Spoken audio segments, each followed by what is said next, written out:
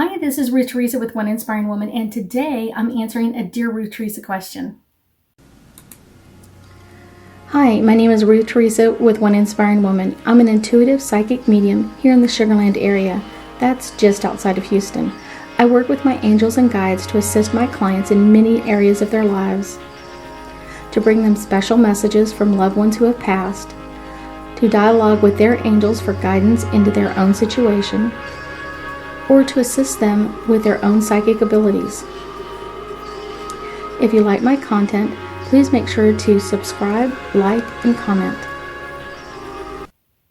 So the question is, why do some people keep falling or kind of falling in love with the wrong person?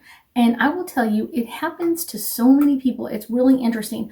So really what it is their energy level may be the type that fluctuates greatly. And most people have some that fluctuate some, but I will tell you that there are people that really fluctuate a lot. So they can be really, really high in the numbers and then kind of get to another number where they're kind of like, when I'm sad, I'm here, or when I'm going through something or I feel overwhelmed, this is kind of my energy just drops. And that's kind of pretty much normal for most people, but some people's really, really drops a lot. And so it's kind of whatever energy level you are at when you meet someone, that's their energy level. Does that make sense? So, or it's around their energy level. So I always tell people, there's kind of like a median, you're normally this number, and then you're going to meet someone that's going to be a few points higher or a few points lower than you. And it's just kind of the way it happens. And it's really something to be aware of. It's kind of like, what is your energy level on the day you meet somebody? So if you met a potential new friend, and your energy level is kind of really low, that's where that friend is going to be. And so that kind of just helps you understand, they're probably going to be a friend for a short period of time, but then you're going to want to bounce back up to where you're at. And they may move a little bit in their energy, but most people aren't necessarily wanting to move that much. Or sometimes it's kind of like it's out of their realm of being able to kind of stay in that energy level with you, or you always feel like you're having to fix or adjust them, or adjust their energy to kind of stay up with you. So that's kind of just something important. So if you're really feeling great that day and kind of everything is kind of turning up roses around you and you just feel like, oh my gosh, this is amazing, I'm having a great day, and you meet someone, their energy is going to be that level as well. Their energy level is going to be here and yours is going to be a few ahead or a few beneath there, but kind of in that bracket.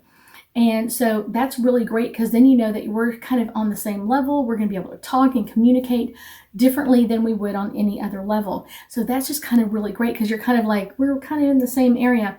But when one is really high and one is really low, that's when you seem to have issues. And that's usually when someone kind of like this person falls in love with someone, is they meet someone and their energy level is low, and then they pop back up to where they should be, and the other person's energy level's here, and it's too far of a gap. So the person that has better energy is like, okay, let me go down here and let me fix their energy and change things and modify this, and then let me go back up, and this person's energy may pop up a little bit, but it's going to go back if it's the changes aren't what they wanted. If they didn't want to increase this energy level, or they didn't want to fix things, or whatever it is, they're going to be like, I'm back to where I'm supposed to be. And so this happens a lot, and it's something to be really aware of, because it affects so many people.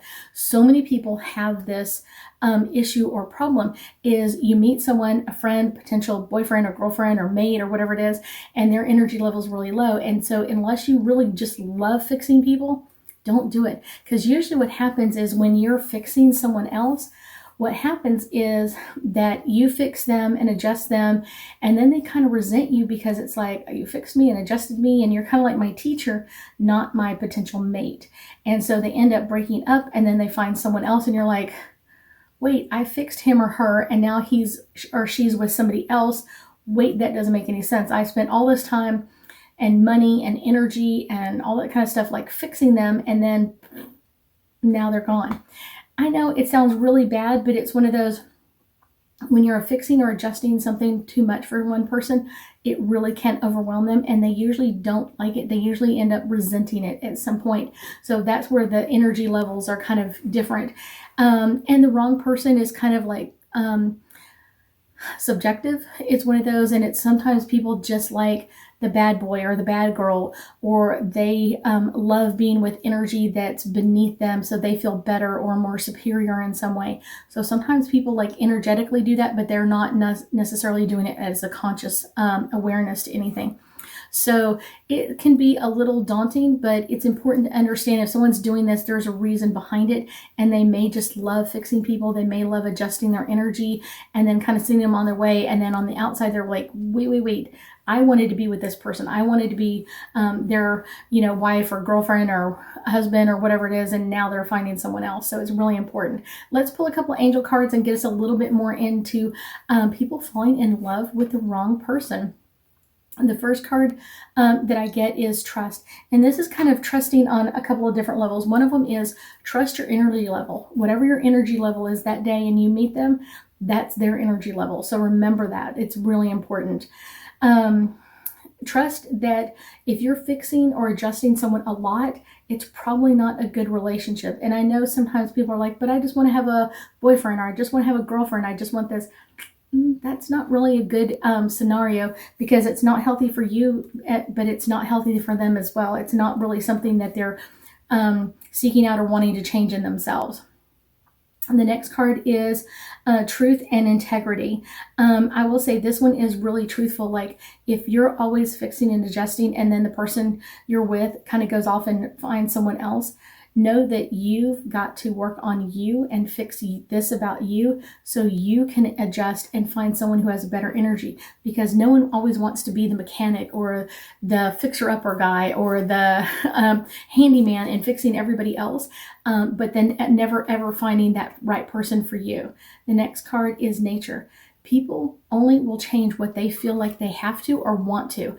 Very rarely will someone go, yes, change everything about my life, change everything, and I'll be happy with it.